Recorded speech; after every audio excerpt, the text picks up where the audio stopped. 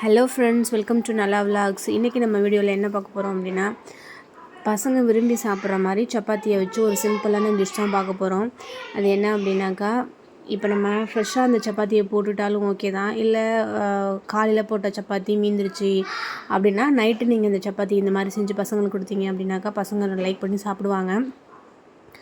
சப்பாத்தியை நல்லா இந்த மாதிரி ரோல் பண்ணி நூடுல்ஸ் மாதிரி நீட்டமாக கட் பண்ணிக்கோங்க. இந்த டிஷ்ஷு நேம் என்ன அப்படின்னா சப்பாத்தி எக் நூடுல்ஸ். இதை செய்யறதுக்கு அடுப்பில் கடாயை வச்சுக்கோங்க. தேவையான அளவு எண்ணெய் ஊற்றிக்கோங்க. எண்ணெய் காஞ்சதுக்கப்புறமா பெருஞ்சீரகத்தூள் போட்டுக்கோங்க. அப்புறம் கருவேப்பிலை சேர்த்துக்கோங்க.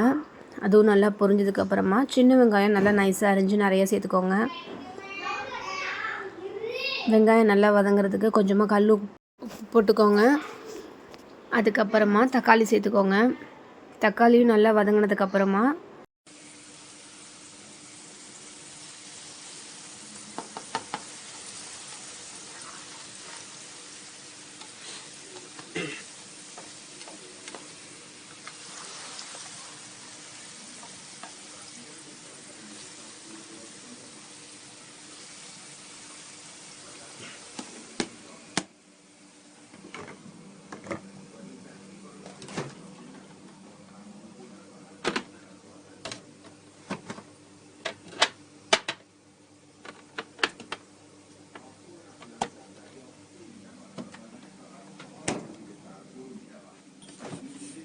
நல்லா வதங்கினதுக்கப்புறம் தேவையான அளவு தனி மிளகாய்த்தூள்,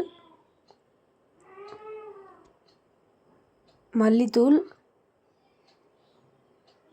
கரம் மசாலா, மஞ்சள் தூள் இதெல்லாம் சேர்த்து நல்லா கலந்து விட்டுக்கோங்க. இப்போ பசங்களுக்கு அதிகமாக என்ன பிடிக்கும் அப்படின்றத தெரிஞ்சுக்கிட்டு கேரட்டா இல்லை பீட்ரூட்டா அப்படின்றத பார்த்துட்டு ரெண்டுத்தில் ஏதாவது ஒன்று சேர்த்துக்கோங்க.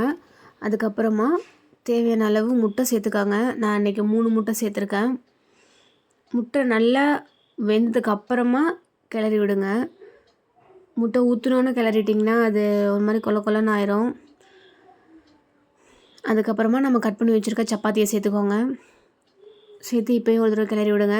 இப்போ இதில் உப்பு உரப்பு எல்லாம் ஓகேவா இருக்கா அப்படின்னு டேஸ்ட் பண்ணி பாருங்கள். பத்தலைன்னா கொஞ்சம் ஆட் பண்ணிக்கோங்க.